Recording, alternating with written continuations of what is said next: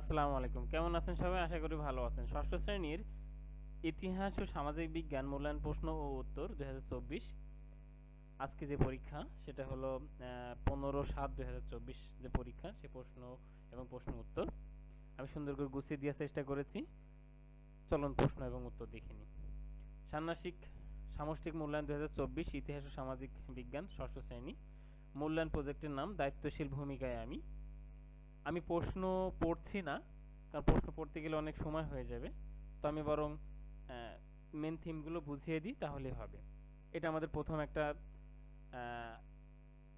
Article বা রচনা টাইপের একটা দিয়ে রেখেছে বা প্রতিবেদন, সেটা দিয়ে এরপর থেকে আমরা চলুন দেখি। কাজ ১, চলো সহপাঠীকে জানি। প্রশ্ন তৈরিকরণ। আমি দেখেন প্রশ্নটুকু প্রথমে দিয়ে দিয়েছি, নিচে উত্তর দিয়ে দিয়েছি ক নাম্বার। প্রশ্ন তৈরিকরণ। আমরা একজন সহপাঠী পরিবেশ এবং এলাকা সম্পর্কে তথ্য গ্রহণ করব। বৈজ্ঞানিক অনুসন্ধানের ধাপ অনুসরণ করে কাজটি করব। তথ্য সংগ্রহের জন্য আমরা নির্ণিত দুটি প্রেক্ষাপট তৈরি করব। একটা হচ্ছে ভৌগোলিক প্রেক্ষাপট,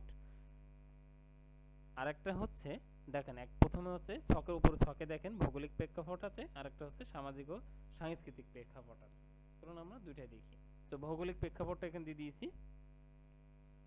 এরপর হচ্ছে সামাজিক ও সাংস্কৃতিক প্রেক্ষাপট, এখানে কম দিয়ে দিয়েছি। যদি আপনাদের মনে হয় যেন কম বেশি হচ্ছে, তাহলে এটা বাড়িয়ে কম বেশি করতে পারেন, তাতে করে সমস্যা নেই। তারপর অন্য সাথে যদি মিলাইতে পারেন তাহলে মিলিয়ে নিতে পারেন।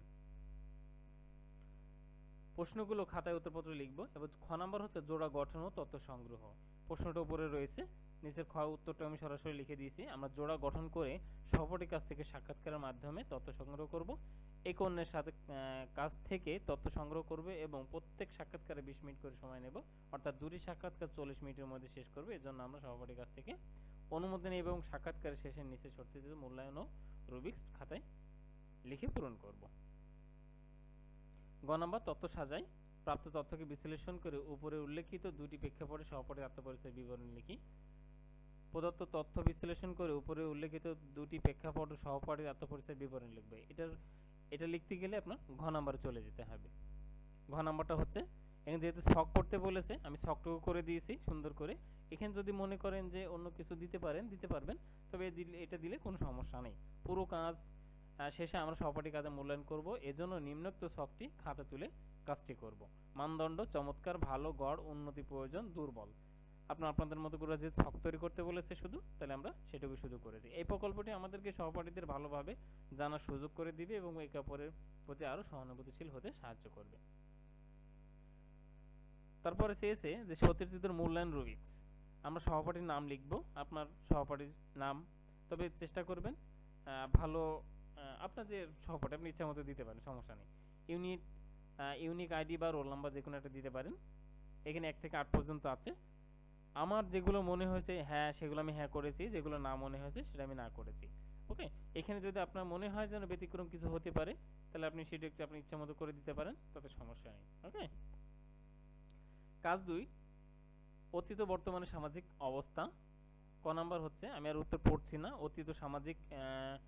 অতীত বর্তমান মানুষের জীবন ও জীবিকা এভাবে আছে, আমি লিখে দিয়েছি। আপনি আপনার মতো করে পড়ে সুন্দর করে গুছিয়ে লিখে দেবেন।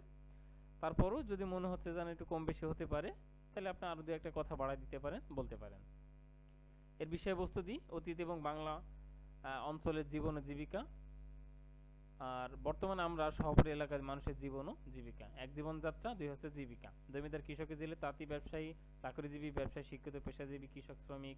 জীবিকা হচ্ছে মৎস্য শিকার বা তাঁত ছিল হস্তশিল্প, আর শিল্প কারখানা বা শিল্প কারখানা। খ নাম্বারটা হচ্ছে এটারই খ নাম্বারটা আছে, মানে ২ নম্বর প্রশ্নের কাজ ২ নাম্বারই খ নাম্বার। ভূপ্রকৃতি বৈশিষ্ট্য মানুষের জীবন। আচ্ছা, আমি এগুলো না পড়তে গেলে অনেক দেরি হয়ে যাবে, তো সেক্ষেত্রে না পড়াটাই মনে হয় বেটার হবে, কারণ ভিডিও অনেক লং হয়ে যাবে যেহেতু সময় শর্ট আপনাদের। ওকে, ছক ২, বিভিন্ন ভোগ ও প্রাকৃতিক বৈশিষ্ট্য এবং মানুষের জীবন ও জীবিকা। ভূপ্রকৃতির বৈশিষ্ট্য, মানুষের জীবন ও জীবিকা। ১, ২, ৩, ৪, ৫, ৫টা পয়েন্ট আছে। সুন্দর করে ঘর করে, সুন্দর করে পেন্সিল বা স্কেল যেটা আপনার স্কুলে প্রেফার করে সেটা করে নিয়ে সুন্দর করে ঘর ছক আকারে করে সুন্দর করে এভাবে লিখে দেবেন। কাজ ৩, দায়িত্বশীল ভূমিকায় আমি।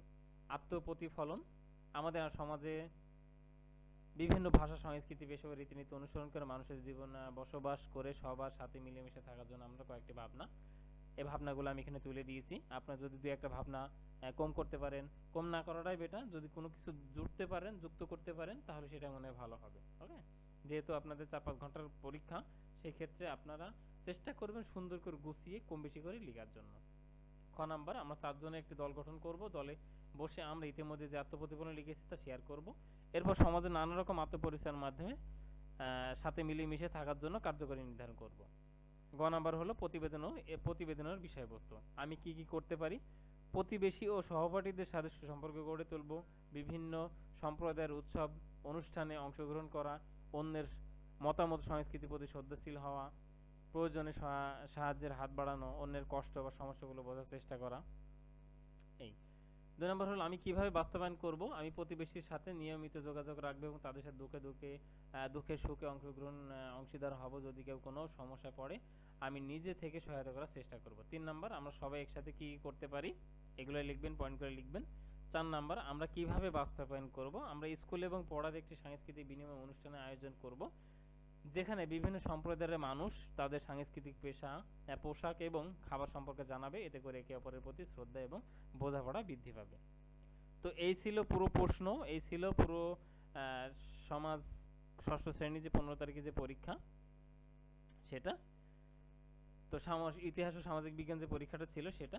তো আশা করি আপনাদের বুঝতে কোনো সমস্যা হয় নাই।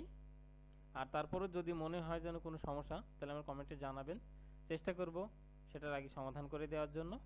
আর এখান থেকে আপনারা লেখার চেষ্টা করবেন গুছিয়ে, কম বেশি করে আপনাদের মতো করে। তো আজকে এই পর্যন্তই। আল্লাহ হাফেজ।